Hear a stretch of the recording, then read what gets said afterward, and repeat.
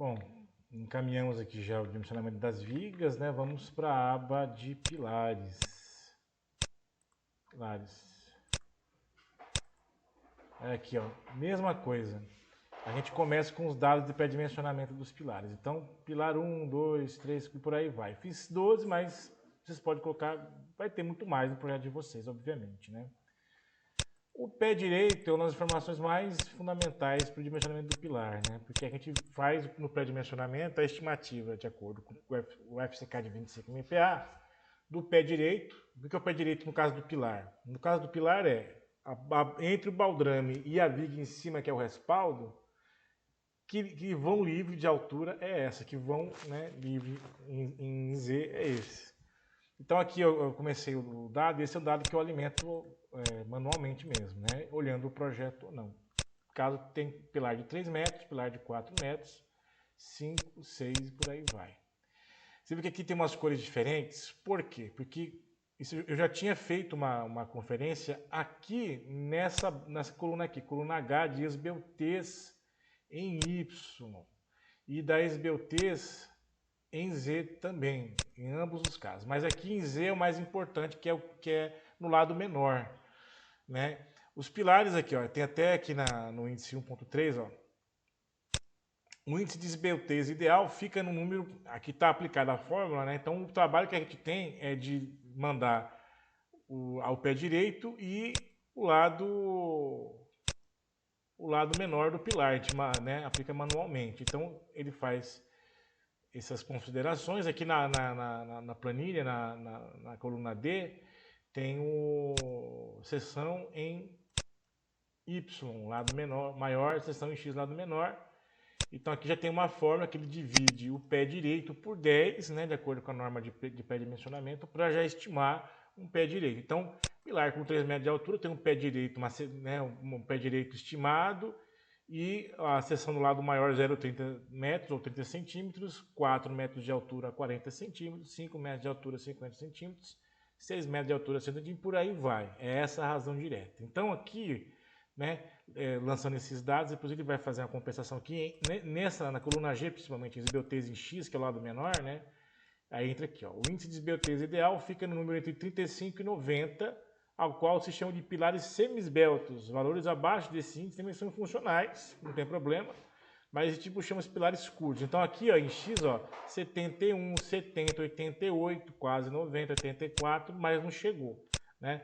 Na verdade, eu tinha lançado aqui, ó, estando o índice de esbeltez acima desses parâmetros, o ideal é que se amplie a seção do pilar ou então se incremente outro padrão de cálculo mais completo para resolver essa questão.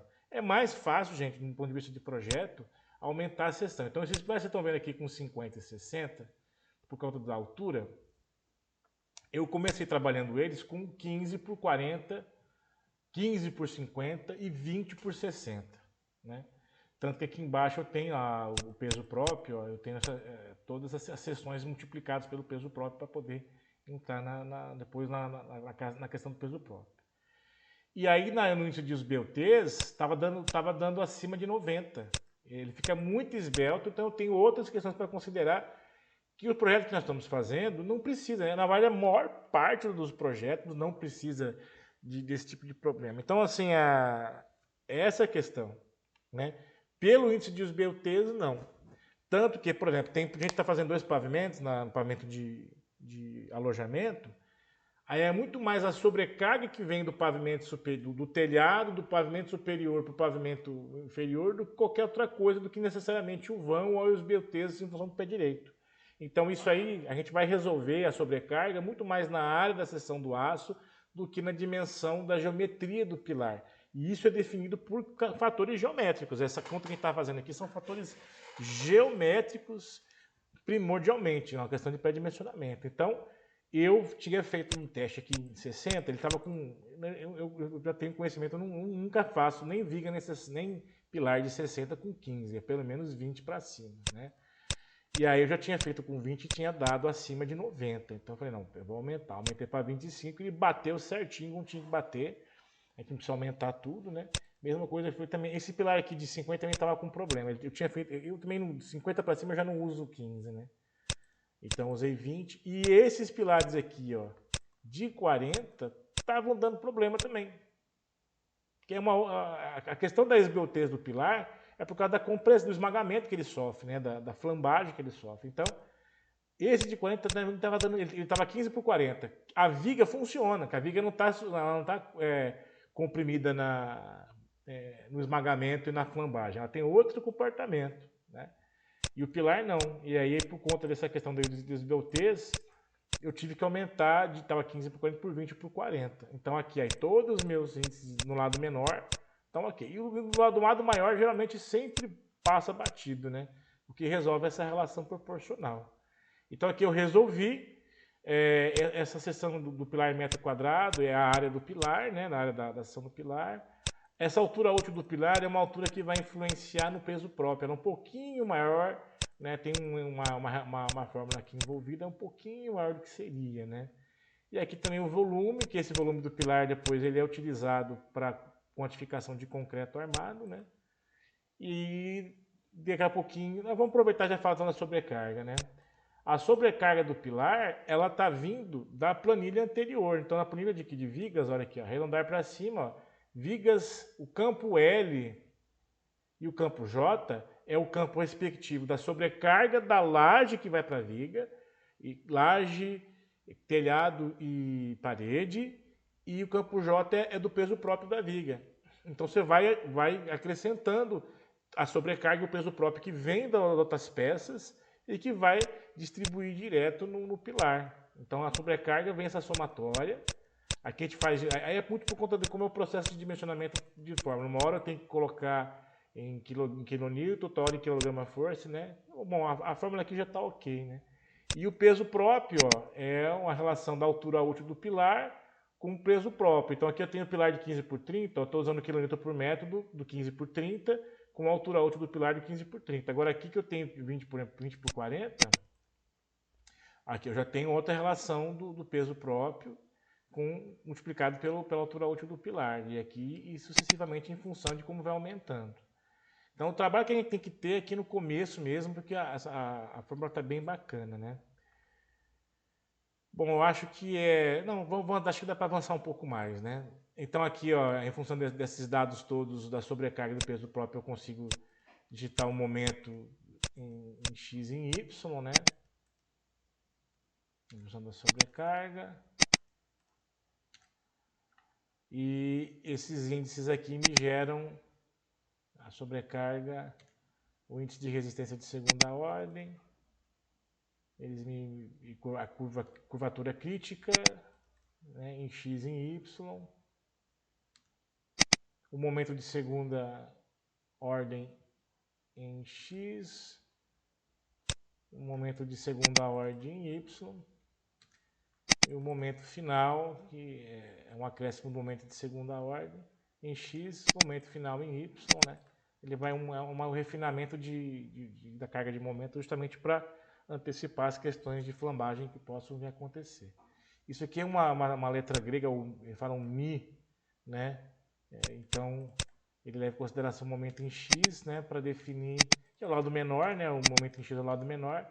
Ele vai gerar um momento, e aqui embaixo tem a tabela, né? A tabela T20 é o ábaco que a gente tem que fazer essas compensações. Então, aí muita atenção que o ábaco, aí é que eu alimento manualmente em função do dado que eu tenho do ábaco. Então, que deu deixa eu ver. Vai ter a relação do peso próprio, das bases, do momento de cálculo dele mesmo. Tá ok. É isso. É isso aí mesmo. Vou consultar o ábaco. É parecido com o que a gente fez com guardado de devidas proporções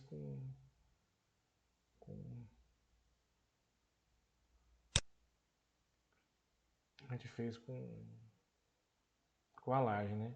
E aqui no ábaco eu tenho mi, né? Essa letra grega, eu tenho esse v aqui, na verdade é outra letra grega, né? Não sei, eu vou saber, é a relação de cruzar um com o outro. Então esse primeiro dado aqui, ó, mi deu 0,15,2, né? 0,15,2 está mais ou menos aqui, ó, 0,15, 0,20 nesse ponto. A gente estica a linha para cá, né? E vamos ver qual é o outro fator em V, sei lá como é, Veta, sei lá como é que é o nome disso aí, mas é ponto 42,9. Aqui é ponto 4, ponto 5, aqui é ponto 45, está mais ou menos aqui, 0,15, está aqui em cima. Ó. Tudo que está nesse ábaco de escoamento, ele está seguro. Então, 0,42 está mais ou menos aqui, 0,15 alguma coisa está aqui. E aí o fator que deu é 0,8, né, do ábaco. Mesma coisa foi o outro ali que deu 0,238, 0,09. 0,09 deu mais ou menos aqui. E o outro 2,0238.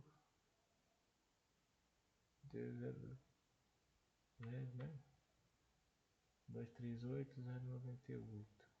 Enfim. Não, aqui eu só corrigi o primeiro, eu só conferi com o primeiro. Os outros aqui de baixo depois tem que conferir.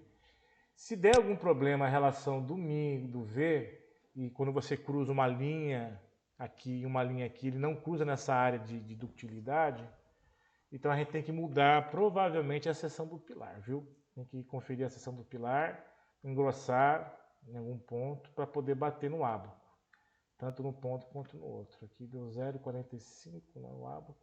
Bom, fechando essa questão, aí esse dado do ábaco eu consigo tirar a área de aço do pilar. E aqui eu faço muito parecido com o que eu fiz tanto nas lajes quanto na viga. O reforço. Lá no lugar da laje eu tinha que tirar o que eu ia precisar de acrescentar de área de aço e na questão da viga eu tinha que pegar a área total do aço. E aí eu divido pela área da seção do vergalhão, né? Tá aqui a fórmula montada. E os pilares trabalham com bitolas bem grossas. As cargas de pilar são cargas de descarrego, né? São bem grandes mesmo, né? E carrego de um pilar para o outro de pavimento. Então, assim, é bem interessante. 10 milímetros aqui até 20 milímetros. Então, olhando aqui pelas fórmulas, aqui, ó, tem alguns dados, ó, 3, 5, 3 e 2. Para pilar, gente, é interessante. Às vezes é inevitável trabalhar com mais de 4 vergalhões, né, pela seção do prisma, né, seção retangular do prisma do pilar. Às vezes é inevitável. Mas é importante pegar por exemplo, aqui, ó, são 3 vergalhões, 12,5 milímetros é 1,25 centímetros, meia polegada. É uma seção satisfatória, é um prédio térreo, né? Esse aqui é um cálculo que a gente fez até agora, é térreo. Então, ao invés de eu pegar 5 de 10 e tentar encaixar esse quinto em algum lugar da armadura, eu aumento um pouco a área de seção, tá um pouquinho superdimensionada, mas aí é uma segurança para nós, né? Naturalmente. E daí, aqui tá, o cálculo deu 3, a gente coloca 4 de 12,5. Mesma coisa aqui, ó, o outro pilar de baixo deu 3 de 10 milímetros, eu coloco 4 de 10 milímetros. Em alguns casos eu vou ter aqui, ó, redondo, né, 4 vergalhões, beleza. Olha aqui, ó, tem um pilar bem alto, é o pilar de 6 metros esse aqui, ó. Olha lá, pilar de 6 metros de altura. Aí eu vou ter exatamente uma bitola maior, aqui pelo cálculo deu 3 vergalhões de 20 milímetros, trabalha com 4 vergalhões e fecha, né, e por aí vai, né.